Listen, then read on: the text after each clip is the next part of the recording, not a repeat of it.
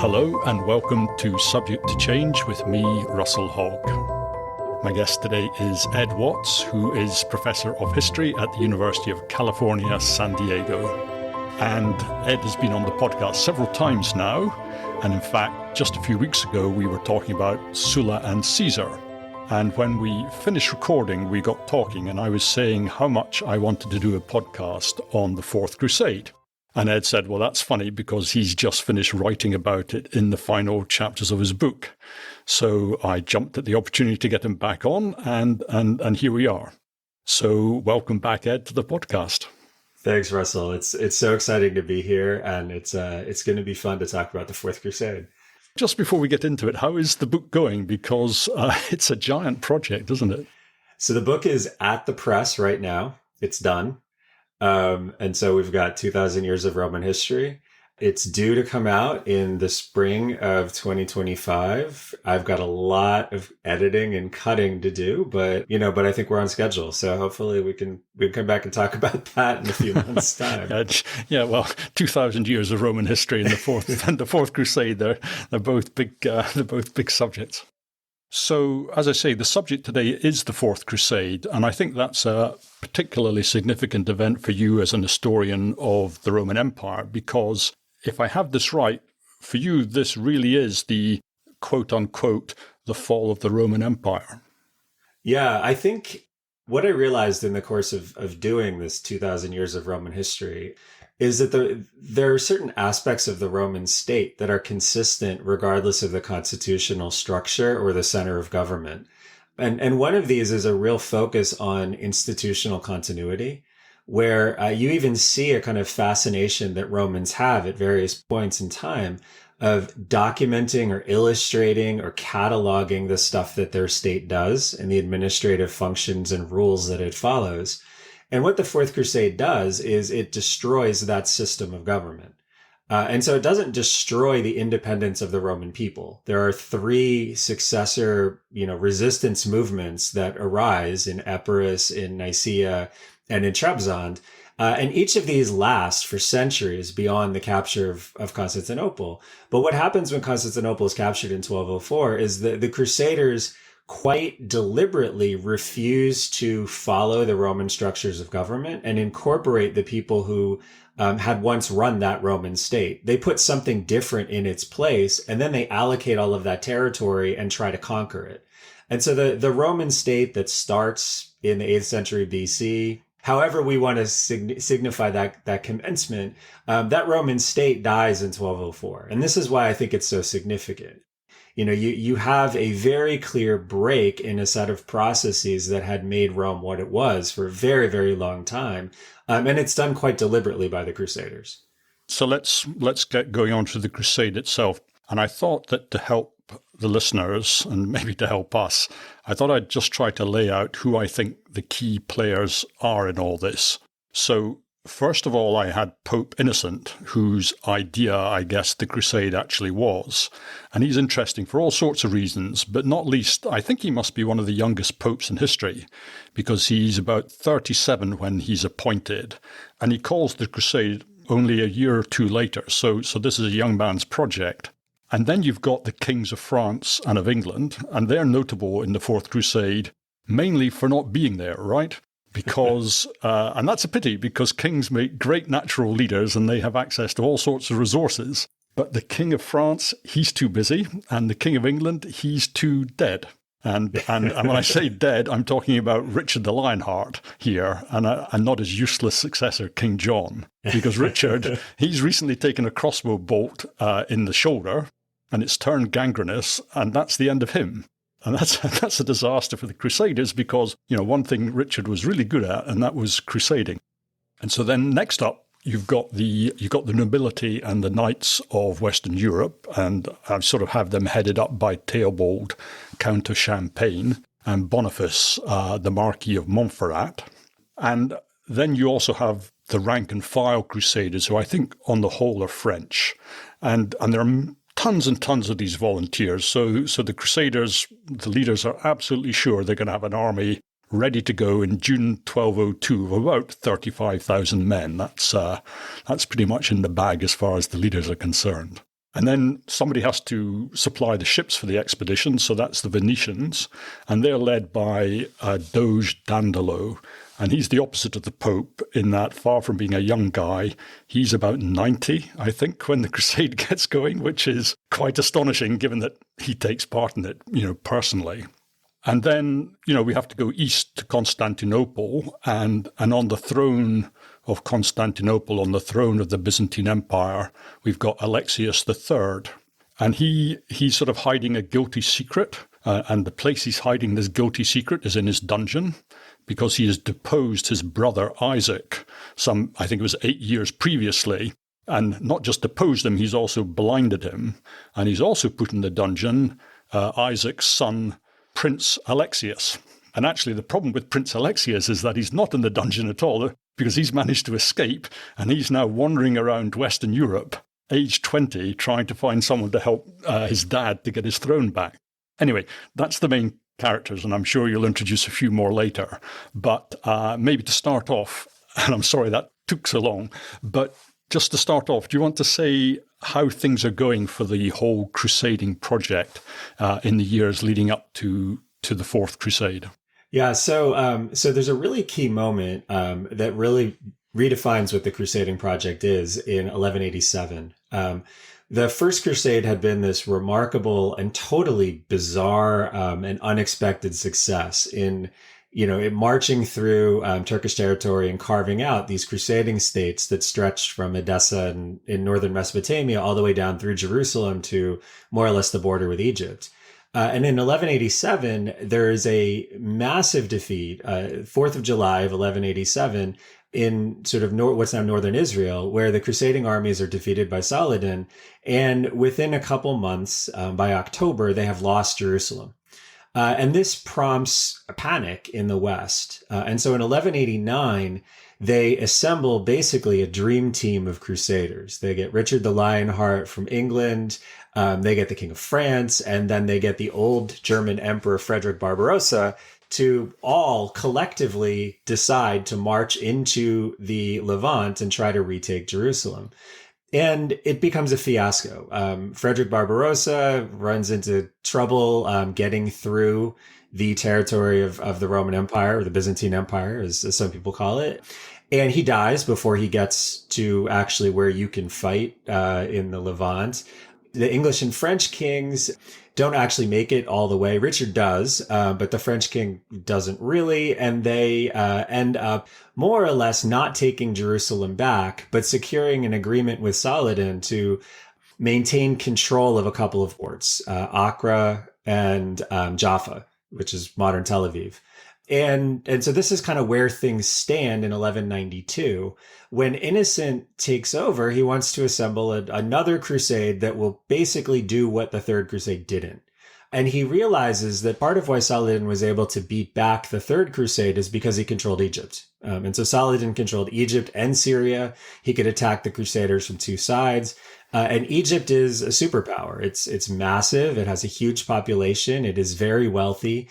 And so why the Fourth Crusade wanted ships is because their plan was to attack Egypt and to then move from Egypt back into Palestine and retake Jerusalem that way.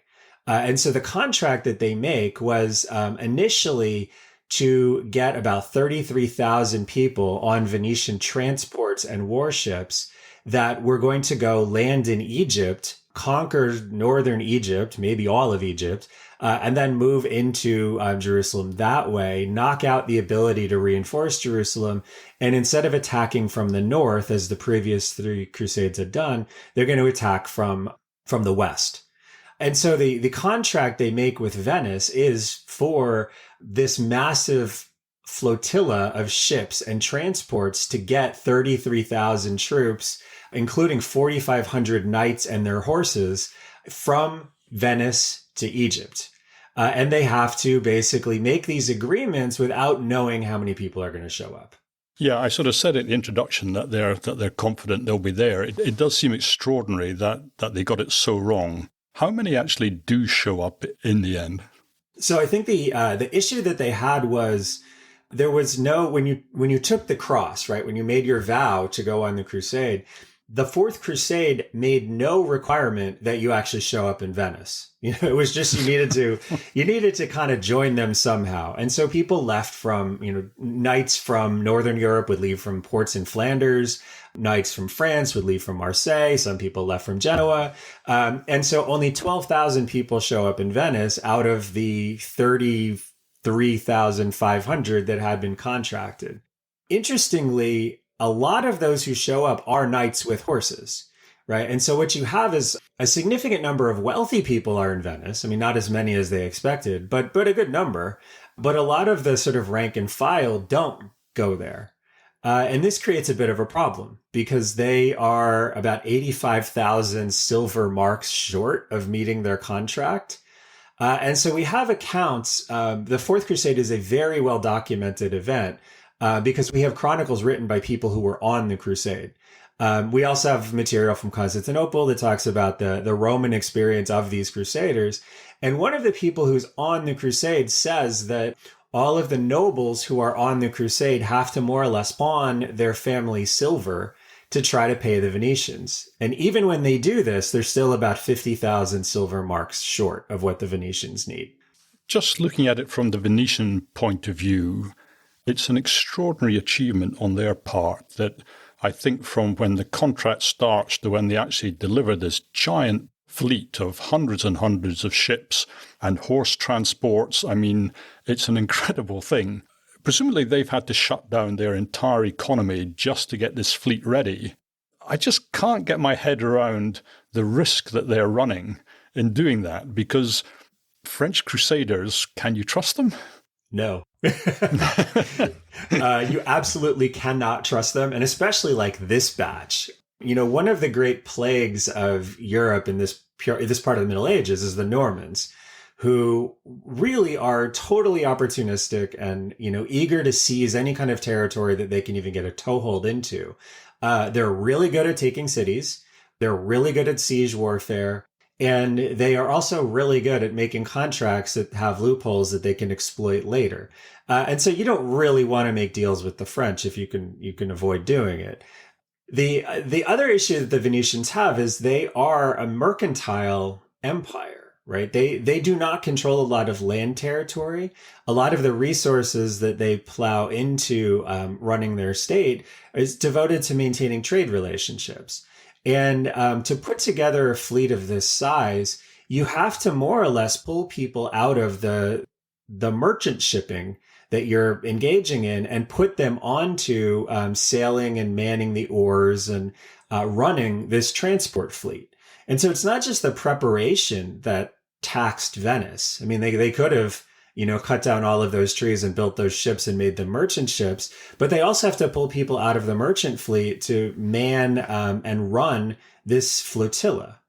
That said, there is not a fleet in the Mediterranean that can really compete with what they've put together. The Roman Navy, which has a long and glorious history, had managed to lose its best 70 ships because the emperor in the 1180s, the one put in the dungeon, had decided to entrust the command of an expedition against Cyprus to an admiral who was blind.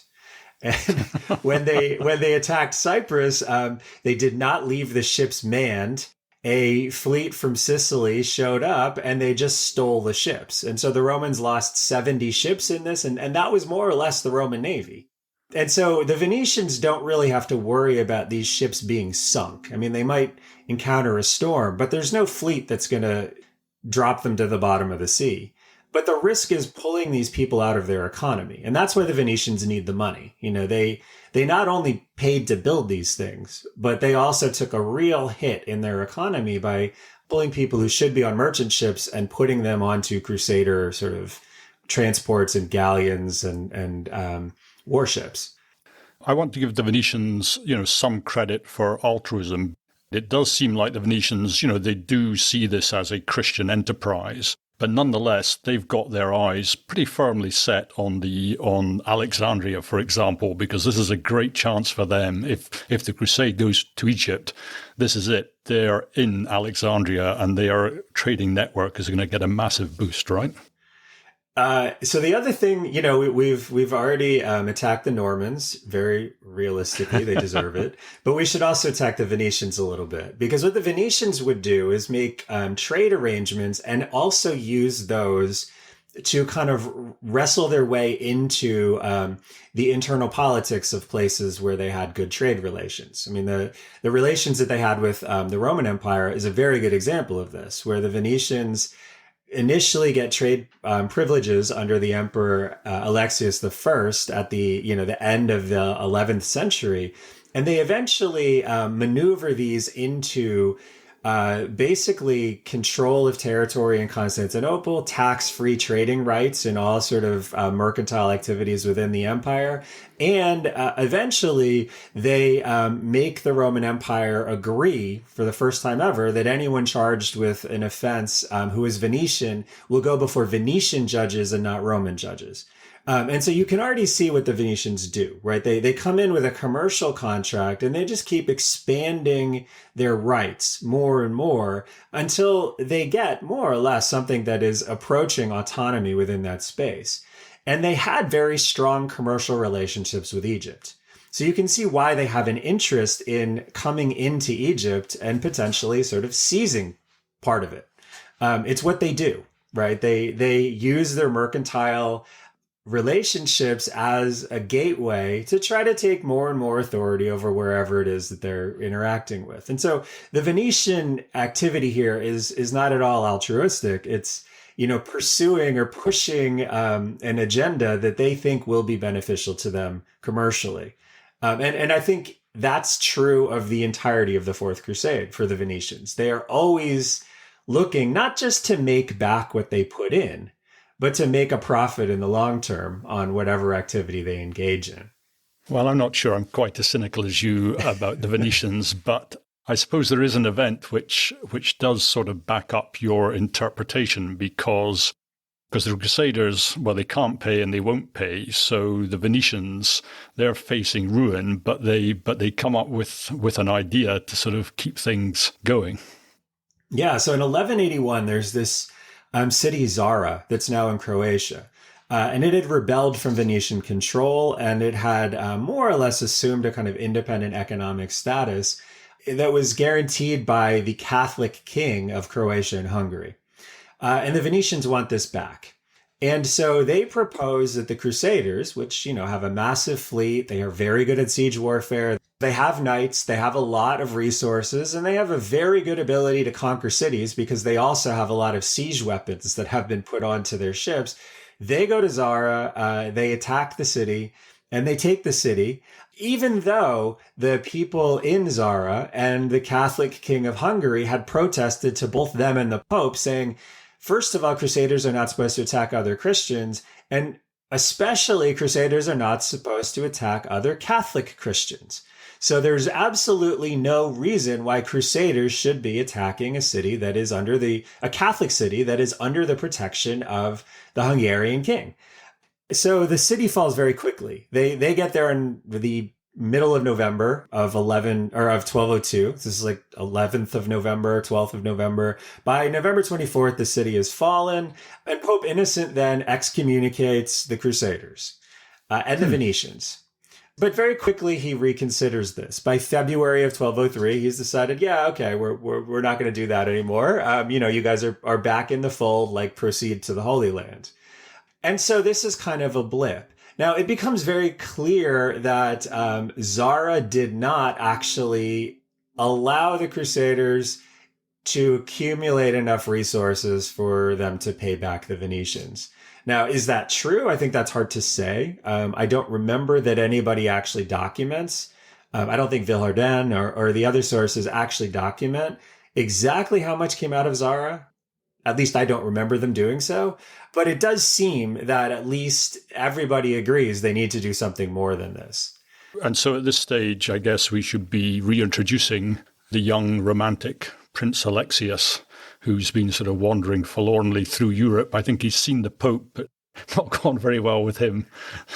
Tell us what's going on with Prince Alexius. So Prince Alexius is a very interesting character because I think when traditionally people talk about the Fourth Crusade, they talk about him as like a a Roman exile who is sort of, again, like wandering around aimlessly without any connections, trying to build some support to get somebody to restore him to power. The backstory is much more complicated, and it actually allows his position to be much more comprehensible. So, forlorn Prince Alexios is, so he's actually part of a family, the Angeli family. So, Isaac II Angelus is the beginning of this dynasty. Isaac had used a French warlord named Conrad of Montferrat to win a Byzantine civil war in 1186.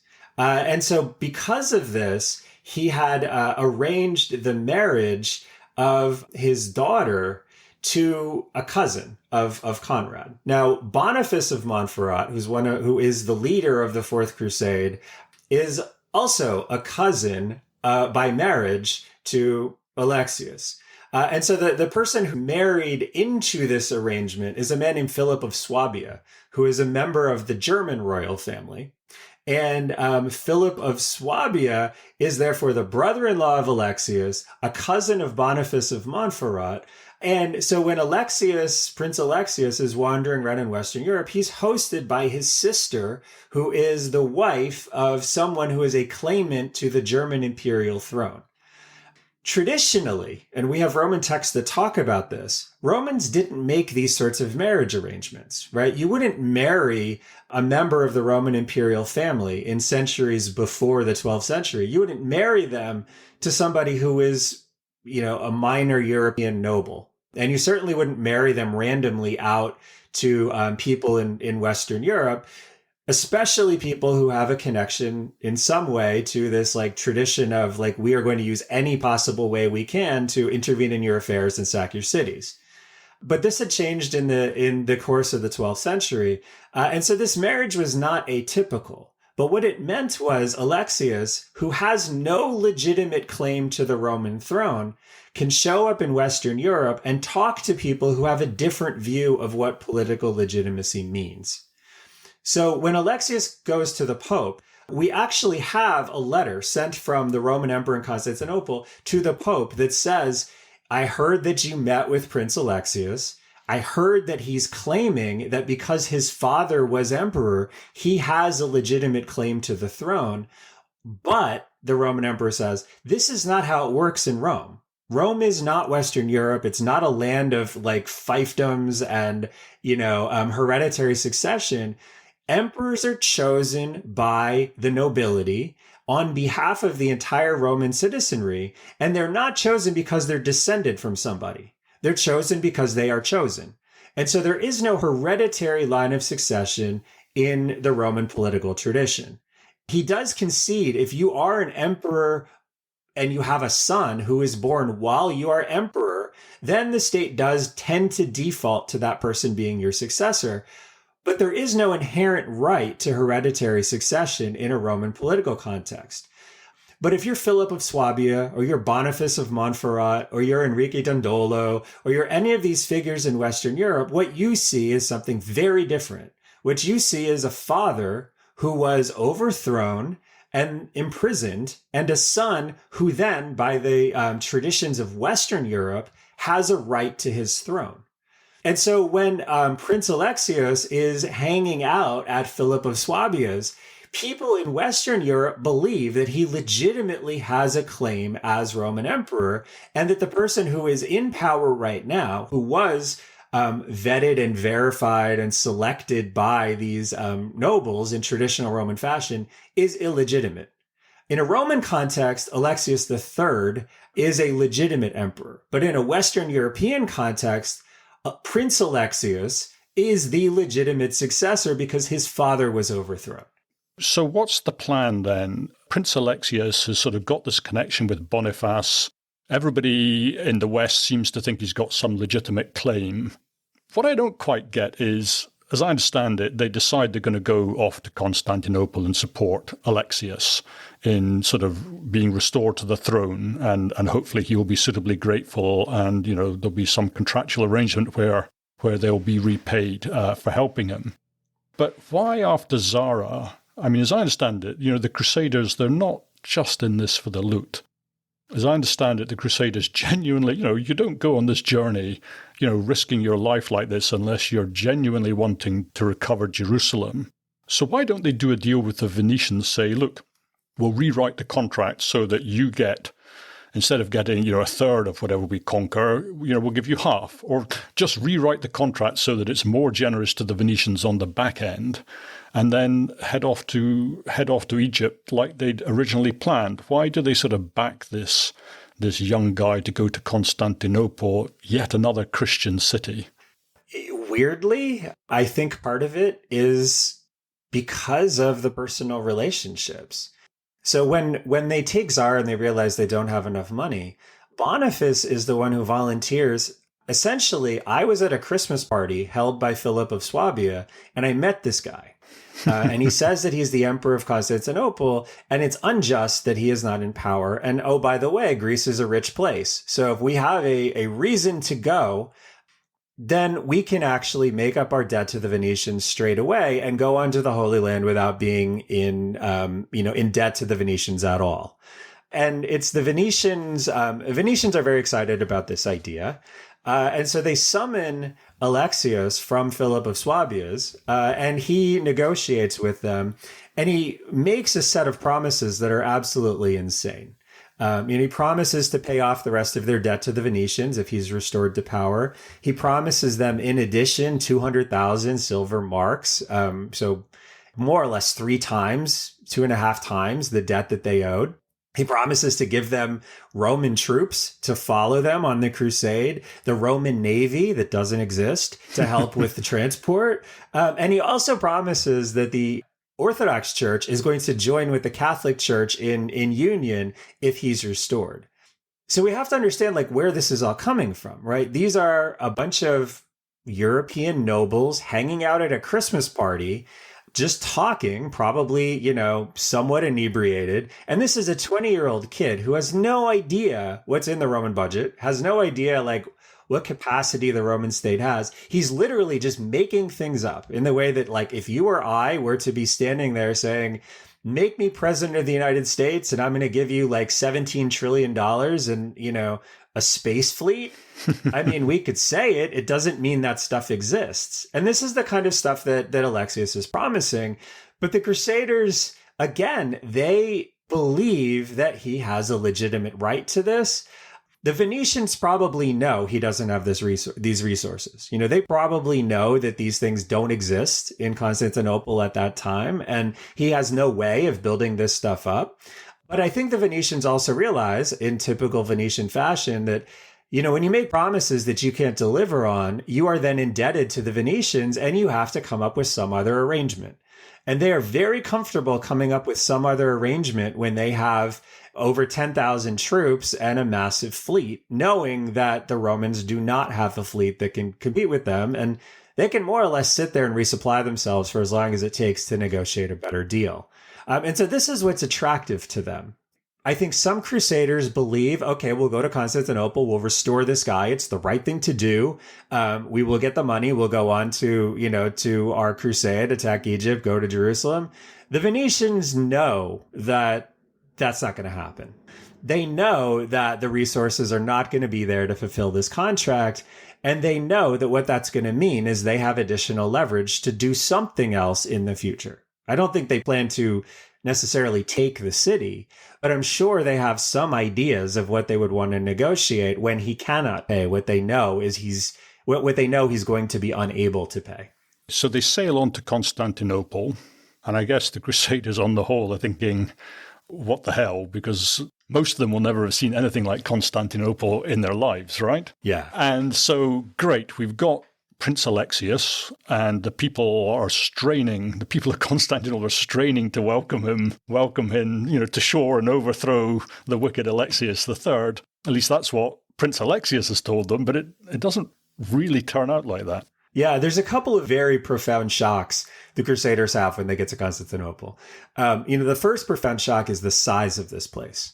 So there are words from our French sources that talk about, the city of Constantinople having more houses than there are in France. The size of this city is it's impossible for someone in Western Europe to understand. So what we have to, I think, imagine when we think of Constantinople in this period, this is in a way like a time capsule to the glory of the Roman Empire. The Roman Empire that extended from the Atlantic to the Euphrates and from Saudi Arabia to Scotland, right? This is the last part of that is still entirely intact and impressive.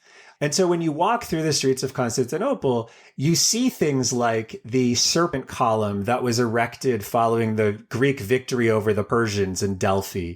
And you see things like the Athena Promachos that was created by Pheidias in the 5th century BC and placed on the Acropolis. You know, you see antiquity alive in front of you, but you also see a city of hundreds of thousands of people. I mean, the estimates for the population of Constantinople are all over the place in this period, but we probably have to imagine maybe 300,000, maybe 500,000.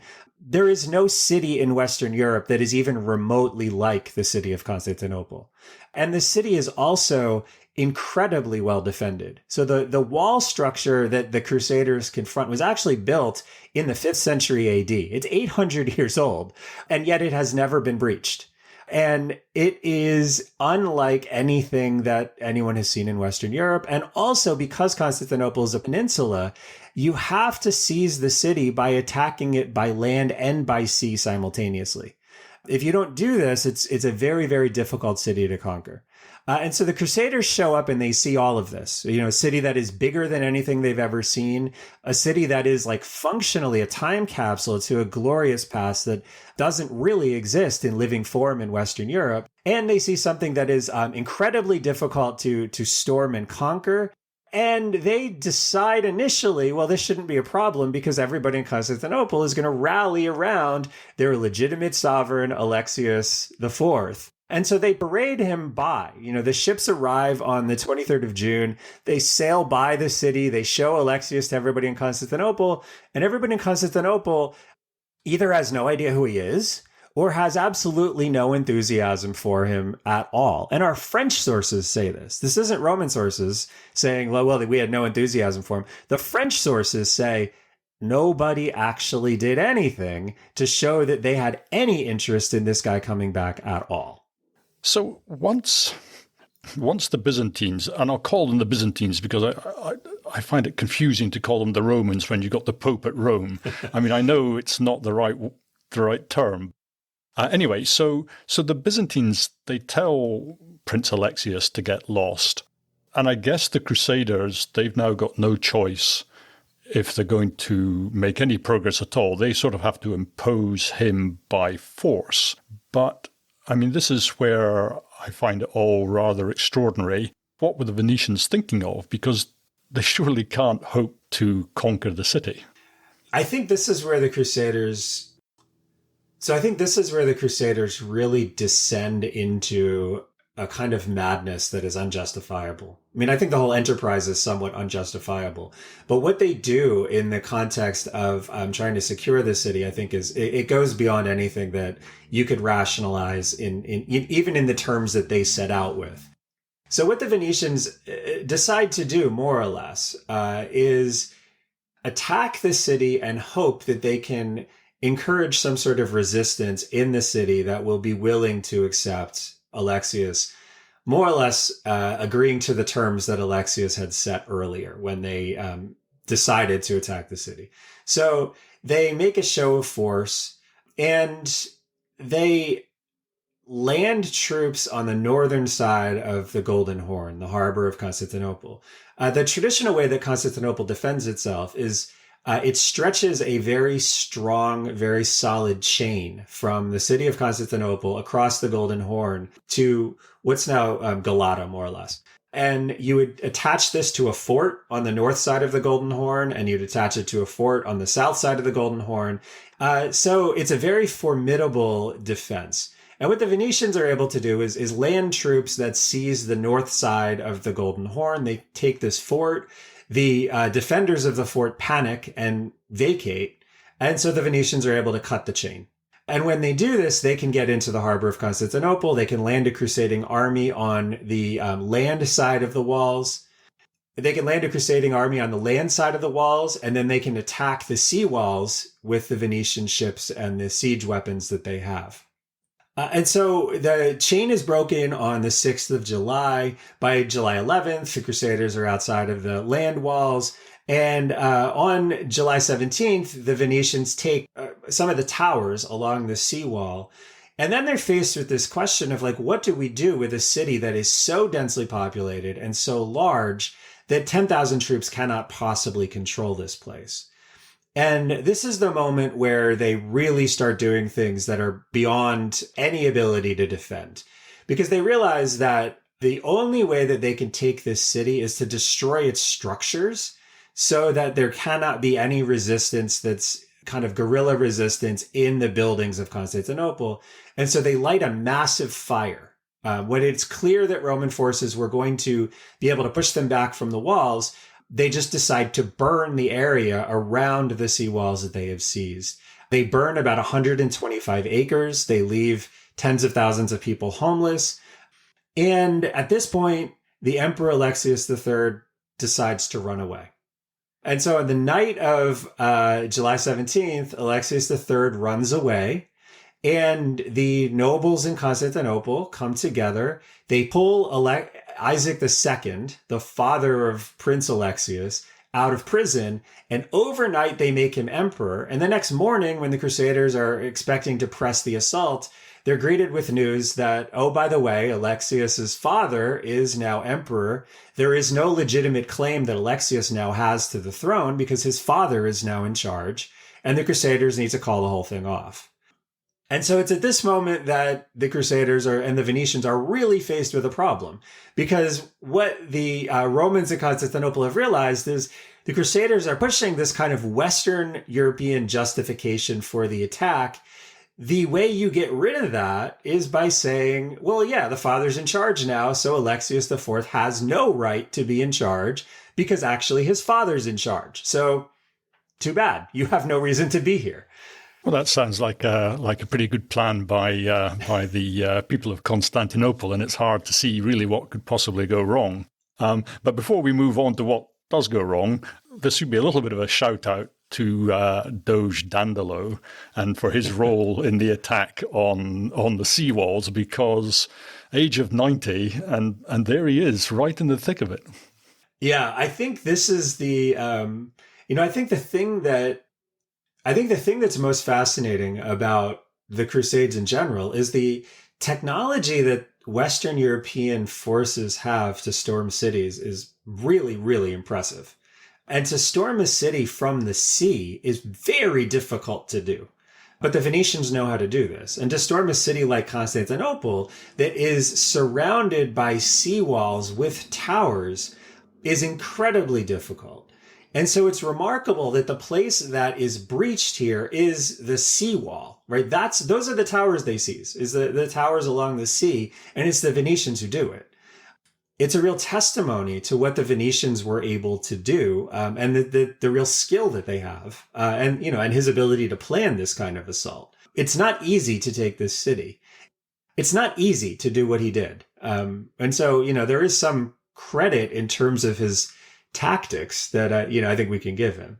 I was reading Anthony Caldelas's book about the Fourth Crusade, and he was sort of fulminating against victim blaming, and yes, I completely see what he's getting at. We shouldn't blame the Byzantines, for being assaulted by this gang of thugs, as it were, but nonetheless. When you see that they let go the tower where the chain is sort of kept, the Tower of Galata, and it takes them 5 minutes to lose that tower, the absolute key to their defense. And when they've managed to almost surround the Crusader army up by the walls, and they're just about ready to join battle, and then they just march the whole thing back into the city without even fighting. It does seem extraordinary just how feebly defended the city was at this stage. And this is all on Alexius III. If we move our history of the Crusades back a little bit to the Second Crusade, this comes after the fall of the Crusader kingdom of Edessa. It's in the middle part of the 12th century. The Roman emperor at that point is the Emperor Manuel I Comnenus, and he is a very, very capable emperor. When he hears rumblings about the crusade being launched, he calls back his armies. He rebuilds and restructures the fortifications of Constantinople. He has a field army shadow the German forces as they're marching through Roman territory. And when they show up outside of Constantinople, they're met with the city kind of overflowing with garrisons of Roman troops. Alexius III had enough notice to do this, right? I mean, he was negotiating with the Pope already in the 1190s to try to figure out what a third crusade might look like. He had plenty of notice to pull back his forces, to rebuild the fortifications of the city, to be sure that the Crusaders, when they showed up in Constantinople, would be met with overwhelming Roman troops, an overwhelming number of Roman troops, and a very powerful defense. And he did none of that. It wasn't until he heard that Prince Alexius had been acclaimed Roman emperor in the city of Dyrrhachium as the Crusaders are sailing to Constantinople that he even starts doing anything to defend the city. And so part of the problem that they faced is he really hadn't prepared at all for this. The Roman Empire had the forces to resist the Fourth Crusade. You just have to deploy them and you have to organize a defense. And he didn't do anything to do this until it was much too late. And so I think that, is that victim blaming? I think some of the stuff that happens after July 17th, you can blame some of the populace of Constantinople for some really terrible decisions they make. But I think in this case, it's bad leadership. He's a terrible emperor. He's a coward. He ran away. And not only did he run away, he stole most of the treasury to go and do whatever he was going to do with it. He basically abandoned his empire after more or less doing nothing to defend it. So, I don't know. I think a pop culture reference that would be similar to this is like Denethor in Lord of the Rings. Yeah, he collapses. Yeah, like when he's possessed and decides he's not going to do anything to defend the city and then gives up as soon as the attack is mounted. I mean, this is kind of what Alexius III does. The resources were there. He just didn't do anything with them. Do you think Minas Tirith is Constantinople? I think in that particular comparison, yeah. It is a defendable city. Yeah. It is absolutely a defendable city. And if you had even put significant number of the field army into that city, or you pulled people back, you would be able to defend it. And the fact that after Constantinople falls in 1204, there is all of these resources that are out there to sort of lead disorganized resistance means that those resources were there. And if you put them in Constantinople, what happened that July would not have happened. Also, probably if he'd stayed in the city is so big and there's so many people. And he did have more or less, even with doing effectively nothing to garrison the city, he still had probably at least parity with the Crusaders in terms of the number of soldiers. So it wasn't even lost when he decided to run away.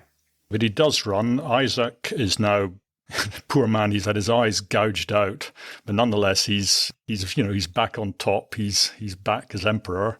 So I said, what can possibly go wrong? So what does go wrong?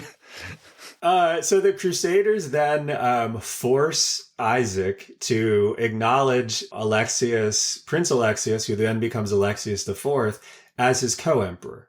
And they set the condition Alexius must also agree to do all of the things that he had promised when he was negotiating with the Crusaders, and Isaac will be bound by whatever Alexius does. And the problem, of course, is the money's not there, right? So there are not the ships that he had promised. There are not the troops that he had promised. There is not the money that he had promised. In fact, there's nothing in the treasury because Alexius III had run away with most of what was there. And so Alexius IV is left to try to figure out how to pay the Crusaders. And so he does a number of things that are incredibly unpopular. He has no legitimacy.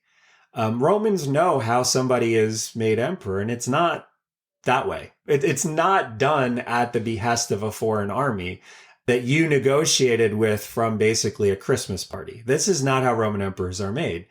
And so he doesn't have the legitimacy to ask people to contribute large sums of money to pay off a debt that he personally contracted with the Crusaders.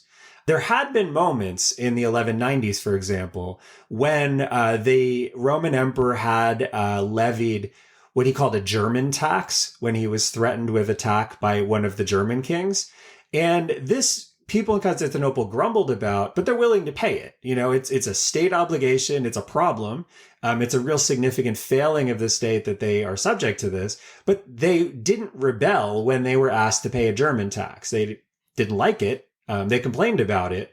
But when this tax to pay the personal debt that Alexius IV had contracted with the Crusaders falls on the people of Constantinople, they get very angry. They also get very angry because he starts taking treasure from Hagia Sophia and melting down sacred treasures from, the central church of the Roman state. And they can't really take it out on Alexius IV because he's protected by the Crusaders. So this is where the people in Constantinople make a really stupid decision. They attack Western Europeans who are living in Constantinople. Particularly, they attack Pisans and Genoese. Now, Pisans and Genoese hate Venetians. That's the very last people. Yeah. And so the Pisans and Genoese were natural allies for the people in Constantinople against the Venetians. And potentially, they would have fought against the Venetians and potentially even been able to arrange some sort of support for the regime in Constantinople against the Venetians, should that prove necessary. Instead, mobs in Constantinople attack the Pisans and Genoese, who then go across the Golden Horn and join up with the Venetians. This is not victim blaming. This is just straightaway stupidity. You understand why it would happen. They're very, very angry. They feel very oppressed by these Westerners. They can't get at the Crusaders. And so they have these other Westerners who are in the city and they attack them just because they're angry, but it is incredibly counterproductive to do something like that. But it also inspires a response. A couple days after this, the Crusaders respond by attacking a mosque in the city of Constantinople. But the attack on the mosque is resisted, and the Crusaders then ignite another massive fire in Constantinople.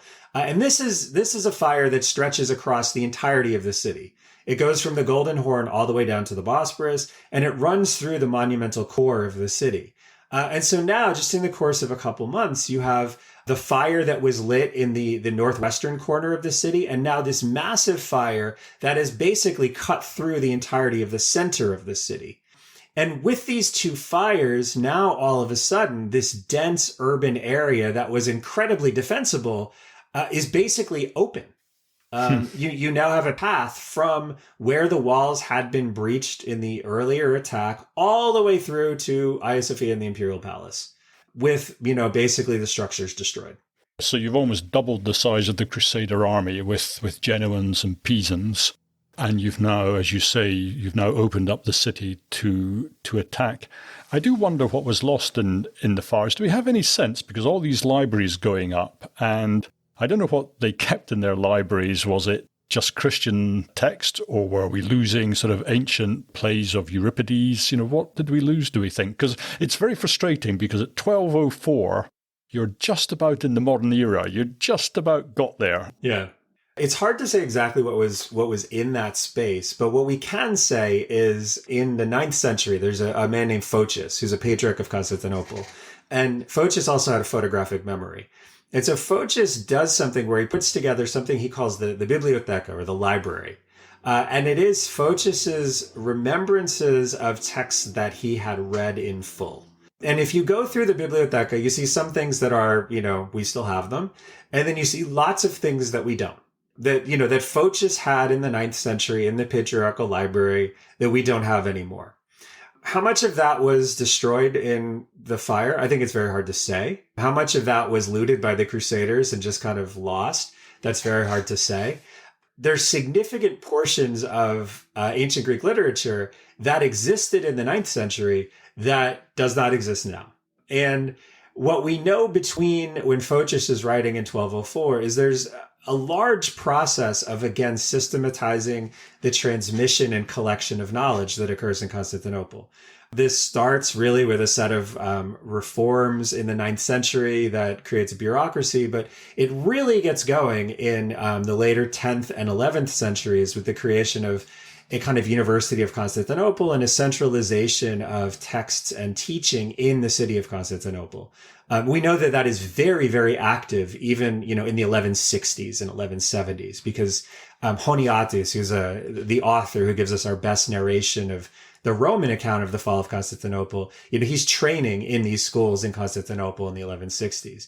So there is a large amount of literature that's in Constantinople that we must presume was destroyed at some point. Now, was it 1204? Was it 1453? Was it just kind of worms eating it while the Latin Empire is in charge? That's harder to say. But we do have to imagine that there was a lot of stuff in the city in 1204 that we don't have anymore. Well, I'm going to put my money on the biggest fire of all time in Constantinople. I don't think that's an unreasonable supposition. But anyway, so at the moment, because the Crusaders and Alexius and Isaac, they're kind of best friends forever right now. The Crusaders aren't actually in the city, are they? And so as I understand it, the defenders are able to start to rebuild their defenses because the Crusader army is still outside. Is that right? Not quite yet. What we see after the massive fire is more riots in the city. This is when the Athena Promachos is actually destroyed, not by the Crusaders or the fire. It's destroyed by people in Constantinople who are angry and see in the Athena Promachos something that is a way to target their anger. And so it's an absolutely beautiful masterpiece. And it's been in the city for hundreds of years. The city the statue is at this point 1600 years old. And it's just destroyed because people are angry. In January of 1204, Alexius Ducas, who is a member of the Roman nobility, he decides that it's like a moment to lead resistance against the imposed regime by the Crusaders. On New Year's Eve, there had been a kind of terrorist attack launched against the Venetian ships, where somebody had put together a fleet of fire ships to send out against the Venetians on New Year's, when presumably the Venetians weren't paying attention. The Venetians managed to duck the attack, but a few days later, Alexius Ducas mounts an attempt to start a rebellion. And it doesn't succeed, but it's very clear now that the regime is struggling. Alexius IV, Prince Alexius, and his father Isaac are not going to be able to maintain control. Isaac is on his deathbed. Alexius is, in his early 20s and a moron. So there's some real problems that this regime is facing. And Alexius IV learns on the night of January 27th that there has been an assembly held in Hagia Sophia to try to appoint a new emperor, in defiance of the wishes of the Crusaders and in a way that would overthrow the regime of Alexius IV. Now, Isaac II at this point is now so ill that he cannot really do anything about it. Alexius is kind of on his own. And our friend Alexius Ducas shows up in the imperial palace and says to Alexius IV, I can give you safe passage, right? They're plotting a rebellion. I can give you safe passage. And instead of giving him safe passage, he arrests him and puts him in prison. And then eventually, sometime in the next couple of weeks, he executes him. And roughly around the same time, Isaac II dies, probably of natural causes, though who knows. And they then proclaim Alexius V Ducas as Roman emperor. And this sets the Crusaders off. And this is when we get to the kind of finality of this whole drama. Just to be clear, so you've got Isaac who's dying. You've got his son, Prince Alexius, or he's now Alexius IV, who is briefly imprisoned before being killed. You've got the emperor who's been acclaimed in Hagia Sophia. Right. And you've got Alexius Ducas, who sort of had himself appointed emperor. Right. So if I've got my sums right, in the year 69, AD, you had the year of the four emperors in Rome, but at least they had the decency to be sequential, right? Here in 1204, or I'm not quite sure if it's 1204 or 1203, I think it's 1204 now. January 1204, yeah. January 1204 in Constantinople, we've got four emperors all at the same time. I mean, this is a disgrace. So this is where it's crazy, right? Alexius III, who the Crusaders had forced out, he's still around, right? He's there with his treasure trying to organize resistance somewhere. I think it's in somewhere in the southern Balkans, I think in Thrace, maybe Thessaly. But he's still alive. You have Isaac II, who's still alive, though dying. You have Alexius IV. The assembly in Constantinople that met sort of secretly in Hagia Sophia, they proclaim somebody against his will, who is a guy named Canavos. And so Nicholas Canavos doesn't want to be emperor. They proclaim him against his will, but he has the title. And then you have Alexius Ducas, who seizes the title. So on the morning of January 28th, you have Alexius III, somewhere in the Balkans. You have Alexius V Ducas, who has claimed power by seizing it and arresting Alexius IV, who's in a dungeon. You have Isaac II, who is still hanging on, but basically nearly dead. And then you have Canavos, who doesn't want to be emperor, but has been proclaimed emperor. So you have five guys who at least have some legal claim to being emperor, who are all more or less within a couple hundred miles of each other. Four of them are within a couple miles of each other. Yeah. And what plays out very quickly is, Alexius V seizes power and holds power. He has, Alexius IV killed. Isaac II dies on his own. Canavos is basically unwilling to assert any kind of authority. He flees for sanctuary in Hagia Sophia, and Ducas basically peels away all of his supporters. And so within a few days, you have Alexius III, who is irrelevant at this moment, and then Alexius V, who has eliminated three other emperors in the course of a couple weeks. So Alexius V Ducas, he's yet another Alexius, but he's the last of them. He's the usurper. So what's his policy towards the Crusaders? Is he quite conciliatory? Is he quite friendly towards them? Does he think they're too powerful to sort of make enemies of? What's his basic plan? His basic plan is we need to fortify the city as quickly as possible. We need to do everything we can to try to prevent them from storming the city. And our sources talk about him actually being quite active in trying to repair the breaches in the city walls. The problem, of course, is these are very well-built city walls made out of stone. He doesn't have the ability to do that, especially with the Crusaders sitting right there. He doesn't have the ability to do that very effectively. And so what he's doing when he's filling these breaches is he's using like wood and stuff. He's doing the best he can. He's filling it with rubble. What he's filling has nothing near the defensive quality of what was once there. And so this really is just a cobbling together a defense of the city of Constantinople as best as he possibly can do.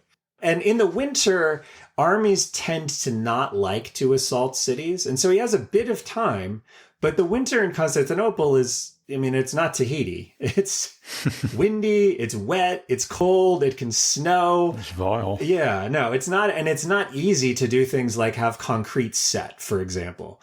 He doesn't have a fleet anymore. I think Honiatus says there's 20 rotted Roman ships that were left when the Crusaders got there. So Alexius V basically has no ability to resupply the city very easily. He has no ability to get materials in. He's rebuilding defenses as best he can, but there are really serious holes in the Roman defenses and and the fortifications of Constantinople at this point. And it's a winter. He can't really do anything to fix them either. I think history judges Alexius V quite harshly because at the end of the day, it's his actions that lead to the ultimate catastrophe. But I have some sympathy with him because he's sort of the first amongst the Byzantines who has decided to really try to resist. He's the first that's showing genuine courage, for example. I feel more warmly towards him. I mean, at this moment, Okay. So what ends up happening is, yes, he does try to do something to defend the city. But when the Crusader assault begins in April, the weather has cleared a little bit. When the assault begins in April, the Crusaders take a tower and then they set another fire. And this fire burns along basically much of the seawall and makes it so that a Roman defense against a Venetian attack is really now just not going to be possible. A lot of the seawall area now is also burned out. And so the city is filled with people who are homeless. It is like cleared out in a fashion that would enable armies to move much more easily through the city. And so once that fire's set, on the night between April 12th and April 13th, Alexius V runs away. But hang on. This is not my understanding. Well, not completely my understanding of the chronology. I thought that they had to sort of lower people onto the walls with these sort of, from the ships, which they had these ingenious sort of, walkways, which they lowered from the masts. And then they managed to get a few people onto the towers. But even on the towers, they were kind of isolated, even though they kind of captured the towers. And somebody managed to hack their way through a sort of bricked up doorway and wriggles through. And just when, the defenders should be clubbing him to death, they sort of stand off. And before they know it, they've got, a decent force of Crusaders through. And at that point, the thing starts to collapse. Have I got that wrong? So also what happens is the Crusaders are able to break through the repaired defenses. But the real problem is the fire. So once they're through, they can set the fire. And then at that point, it's all over. Once they set the fire, then it becomes pretty clear. I mean, Alexius still probably could have fought, but I think it's unlikely he's going to win because of the extensive damage in these cities. The three fires had really eliminated a lot of the defensive advantage that the dense population center had. Right. And once they'd cleared out the north, which that third fire more or less does, you've cleared out more or less all of the spaces where the Crusaders have been operating. You've pulled a bunch of civilians down into the parts of the city that are still inhabitable. And, could Alexius have defended? I mean, probably. When the Turks enter the city of Constantinople in 1453, there's no way that the Romans are going to survive this. But the emperor stays in the city and fights and dies in the defense of the city. Alexius V doesn't choose to do that. He leaves. And he leaves in the middle of the night so he can be sure that he's going to escape. And so when the Crusaders wake up on April 13th, there's no defense at all. The city just surrenders to them. And they're shocked by this because they thought they would need to fight through the city. And instead, everyone just surrenders because, the emperor ran away. The contrast with the Ottoman siege could not be greater because I don't know how many days it takes for the Ottomans to take the city, but I think it's about 2.5 months or something like that. Whereas in each occasion the Crusaders attempted, it's all over in just a couple of days. Yeah. And as you say, in the Ottoman siege, Constantine, he dies with his armor on, fighting. Well, they never find the body, but we assume that he dies fighting at the walls. And I guess none of the Alexiuses do any such thing. No. So, shall we just talk? Well, do you want to talk briefly about the sack? Yeah. So I think what the Roman population probably expected was that by surrendering, they would minimize the amount of damage that was done. Instead, what happens is the Crusaders treat this like they have stormed the city.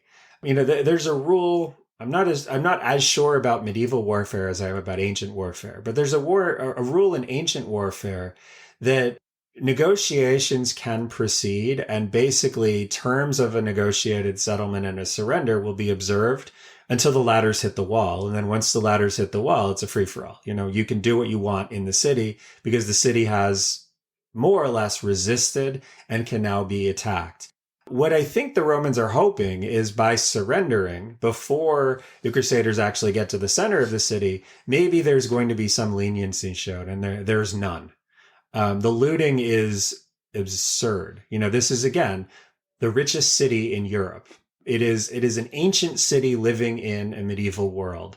And what the Crusaders are able to do is seize all sorts of things and pull them back to Western Europe. So if you go to St. Mark's Square in Venice right now, you go to the treasury of the Church of San Marco, you walk in there and you see these golden these golden horse statues. Those were stolen from Constantinople in the Fourth Crusade.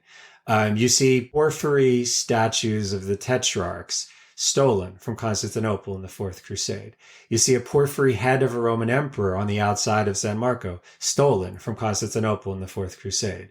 You see sacred vessels stolen from Constantinople in the Fourth Crusade. There are relics from Constantinople that circulate all through towns in France where these crusaders were from, because they were all stolen from Constantinople in the Fourth Crusade. The devastation is absolutely immense. But it's not just the material destruction that happens that is so profoundly shaking to the Romans living in Constantinople. It's what the Crusaders do afterwards as well, because they decide more or less, they've taken Constantinople, but the Roman Empire at this point, it's still a very large state. It stretches from the Adriatic into the center part of what's now Turkey. It includes nearly all of modern Greece, a lot of the islands in the Aegean, significant portions of Albania, of South Macedonia, of parts of Bulgaria, a lot of modern Turkey. The Crusaders more or less sit down with the Venetians and they parcel this all out, even though they don't control it. And they give it to individual leaders of the crusade to go and conquer for themselves. Even though, it's not their territory, they have no real claim over it, they just decide they're going to loot the space of the Roman state just as they looted its capital.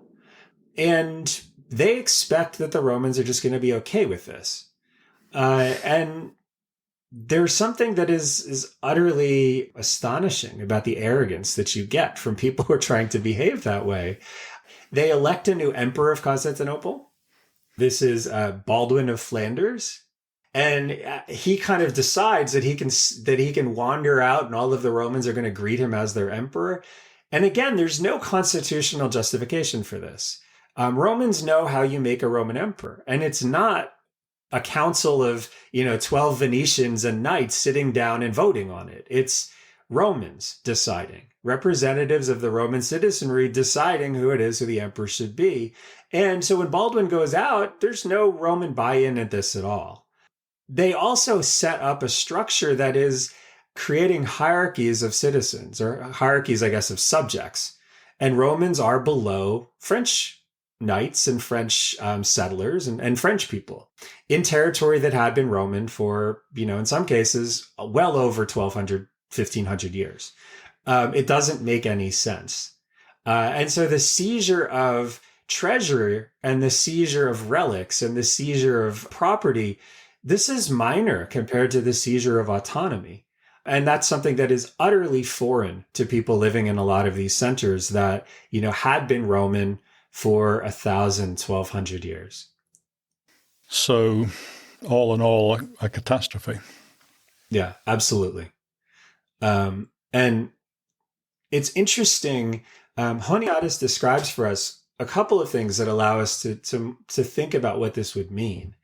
So Honiatus was himself from a small town in Asia Minor and had entered Roman imperial administration and actually become a pretty wealthy and important person in Constantinople. And Honiatus talks to us about how he had sheltered in his house Venetians who were targeted in basically ethnic cleansing campaigns earlier in the 12th century. He had friends who were attacked by mobs in Constantinople because they were Westerners, and he hid them in his house so that they could be protected. And he talks about how after the sack of Constantinople, he had to go to his friends and be sheltered by them because of the Crusaders and the threat that the Crusaders posed to people like Honiatus. And he says that, after a certain point, they can't do it anymore. their patience is exhausted and he can't stay with those friends anymore. The favors that he'd given, he'd more or less exhausted the currency that he'd banked by helping these people in the past. And Honiades ends up fleeing Constantinople and fleeing kind of with only the clothes on his back and trying to save other noble women from being attacked and raped by crusaders. And he ends up living in more or less an encampment in the city of Nicaea. Totally he's lost everything. He's lost his house. He's lost his family. He's lost his comfort. He's lost his job. He's lost his position in society. He's lost everything. And so this image, I think, shows us what it means to be in a situation like that, where the Crusaders didn't just conquer this, they destroyed it. Yeah. The society that gave meaning to the lives of all of these Romans. And conquerors don't need to do that. And in a lot of cases, conquerors don't do that. But this is what the Crusaders deliberately chose to do. What is the reason for this? Is it bigotry? Is it ignorance? Is there something childish about this? Just destruction for the sake of destruction? What do you think's going on there? Yeah, I think that's an excellent question. There's definitely an element of bigotry to this. But I think the other element that's really important is, the Western European systems of administration don't have any need for the sorts of skills that Roman administrators have. Right. The Roman state exists in a way that has a very, very well-developed sense of how bureaucracy and administration works. And the West doesn't have that. They are not as sophisticated in how they run their territory as the Romans were. And so you have a set of skills that are useless.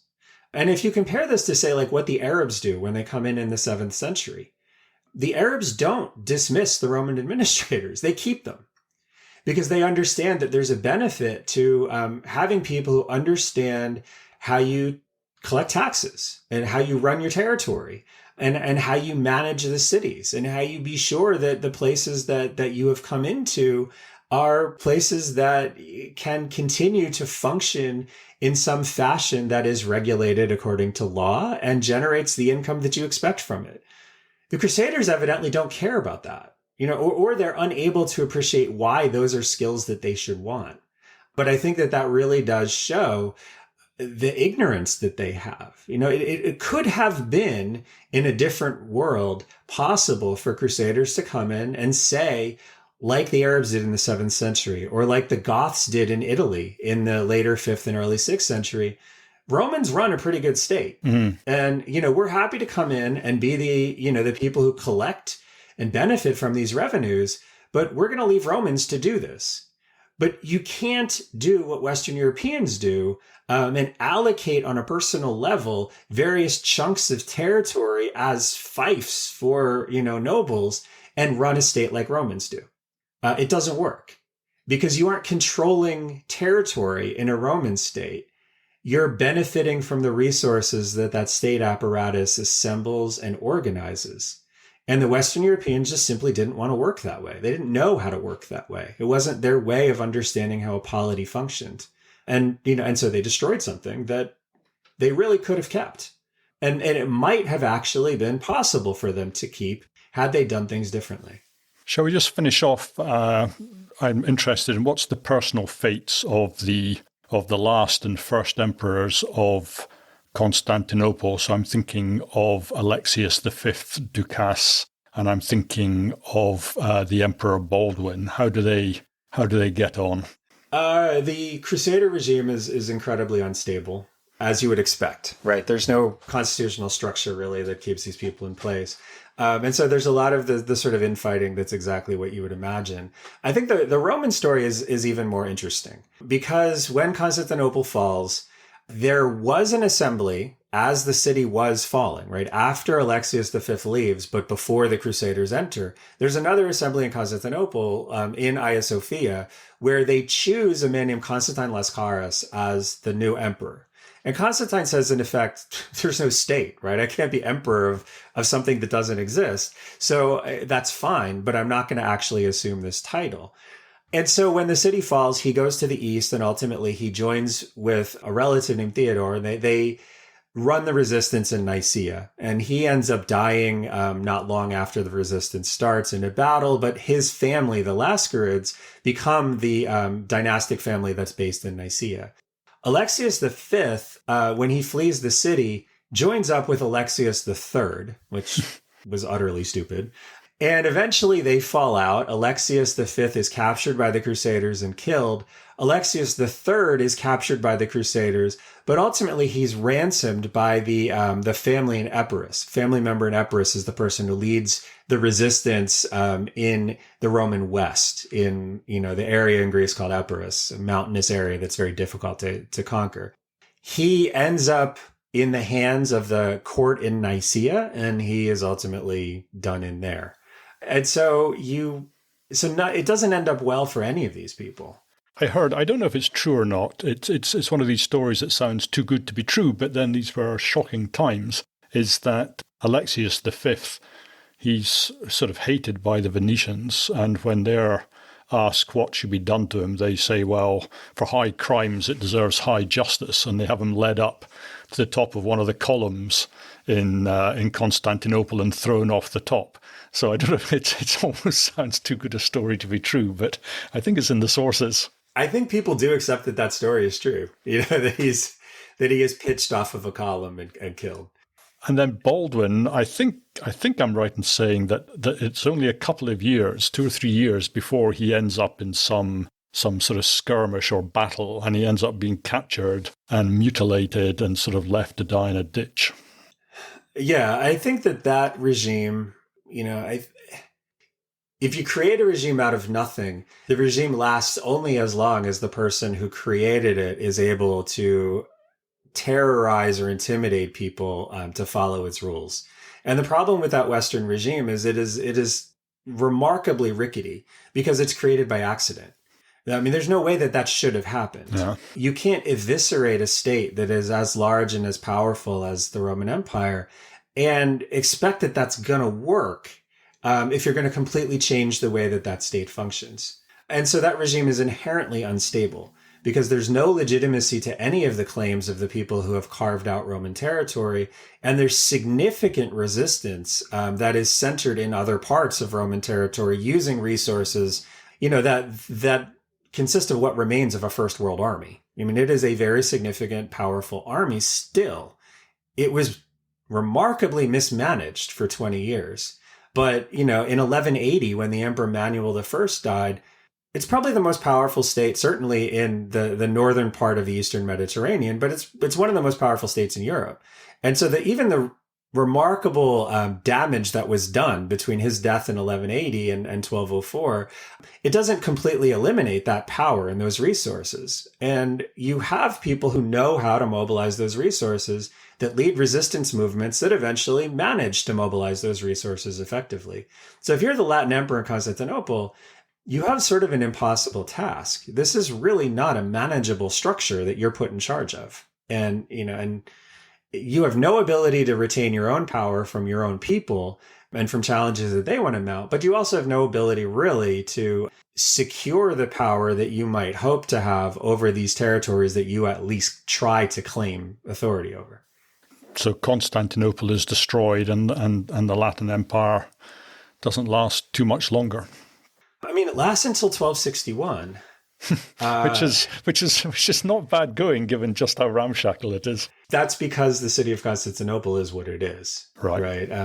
So they take Thessaloniki, which is a remarkably, it is a remarkably defensible city. It's one of the few cities in the Balkans that the Romans maintained control of for a very long time, despite basically only being able to resupply it by ship for hundreds of years at a time. They take that and lose it relatively quickly. Like that's gone by the 1230s.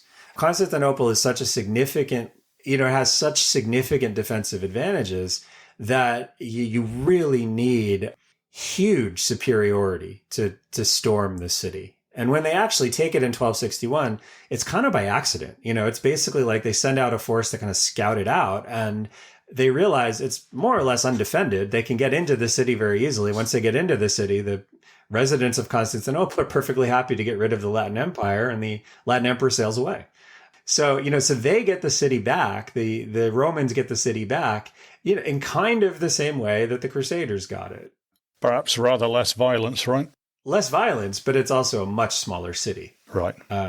The city that existed in 1203, nothing like that exists in Constantinople again until the Ottomans rebuild it in the 15th and 16th century. It is catastrophic. And so is it fair to say that rather than the Battle of Manzikert, the thing that really leads to Constantinople falling to the Turks is the Fourth Crusade? Oh, yeah. No, I think one of the things that I do in the book that I think has really helped me reconfigure the way I think about the last phases of Roman history is to look at what's going on in the 13th century. In the 13th century, the frontiers with the Turks are more or less stable. It's really the people from the West who are causing the biggest problems, right? It's Normans, but it's also Crusaders. And so if you were to talk to somebody in, let's say, like 1179, right before Manuel I dies, and you were to say that the city of Constantinople is going to fall and the Roman Empire is going to be destroyed, who do you think it is going to be controlling that territory in 1,000 years? If I told you that this was going to be destroyed, who do you think is controlling that territory in 1,000 years? Most people would not bet on the Turks. Right. They would bet on somebody from the West. Because if you're in the 1190s or the 1170s, the threat is from the West. It's not from the East. I suppose the Turks, they're forever breaking off into small groups and fighting amongst themselves and so on. Yeah, and I think if you hadn't had the destruction from the East, it's easy to imagine that the Ottomans are just another Turkish group in Asia Minor. Okay, that was fantastic. Thank you very much. Thank you. Such an interesting and such a dispiriting and depressing subject, but it's like nothing else in history. It's quite astonishing.